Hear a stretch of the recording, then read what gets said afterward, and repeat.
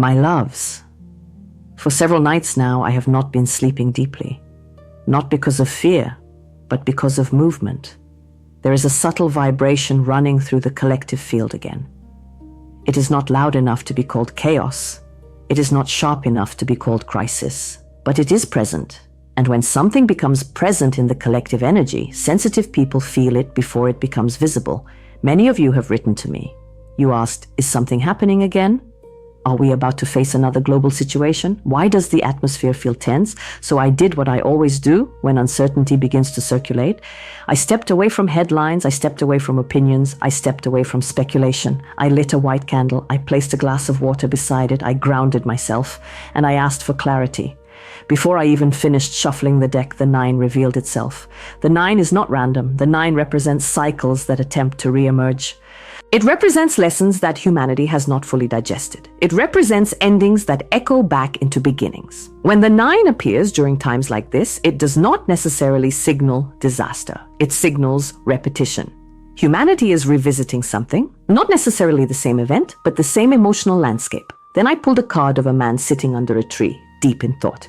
His posture was calm but serious. Then another reflective figure, then another. Over and over, the theme was contemplation. This tells me something important.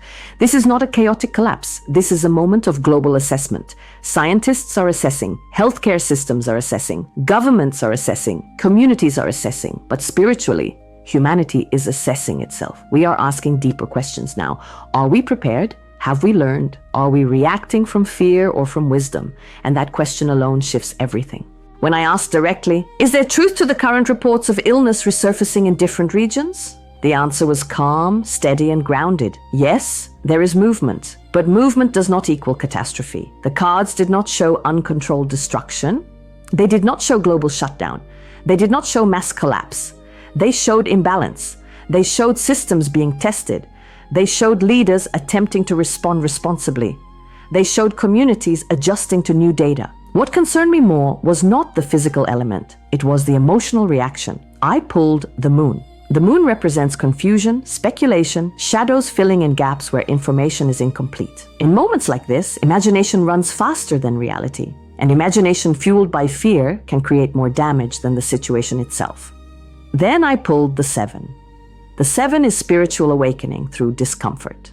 When the 7 appears during health-related readings, it carries a very specific message. Humanity must strengthen itself, not panic. It asks, how are we caring for our bodies? How are we managing stress? How are we supporting our immune systems? How are we speaking about health in our homes? The energy does not show inevitability. It shows responsibility. Responsibility is powerful. If something is circulating, and in our interconnected world, many things circulate, then the question becomes, are we responding with clarity or with hysteria? Fear weakens immunity. Stress exhausts the nervous system. Constant exposure to alarming media lowers resilience. The cards showed closed doors, not as isolation, but as discernment. Discernment means choose what you consume, choose what you amplify, choose how you protect your space. That is spiritual maturity. We cannot ignore something very real. After 2019, humanity changed. Even if people pretend everything is back to normal, the nervous system remembers.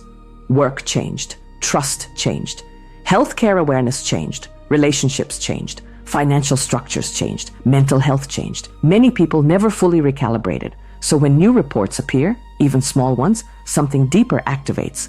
Memory. Collective trauma does not disappear simply because headlines fade. The cards showed the wheel, cycles turning. But this time the wheel felt slower, more controlled, less chaotic. When I asked, will this become another global shutdown? The answer was not absolute. I saw waves. Small fluctuations, localized adjustments, temporary responses, adaptations, but not the same storm. The energy feels different now, more aware, more prepared, more analytical. I pulled the sun. The sun is clarity. The sun is solution. The sun is illumination. When the sun appears in times of uncertainty, it means truth rises, solutions emerge, clarity becomes visible.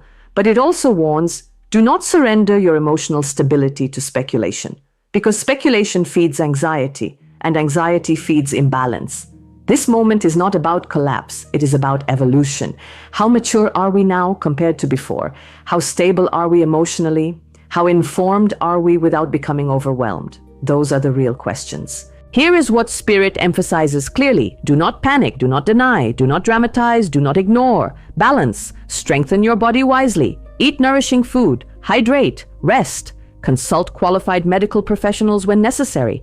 Stay informed through credible sources. Spirituality does not replace science, and science does not replace spirituality. They can coexist. Protect your mental field. Limit exposure to repetitive, alarming narratives. Take breaks from screens. Reconnect with nature. Breathe deeply.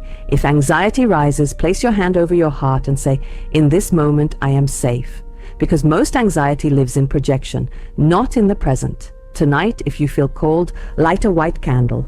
Place a glass of water beside it. Sit quietly and say, "May wisdom guide humanity. May health surround my home. May clarity overcome fear."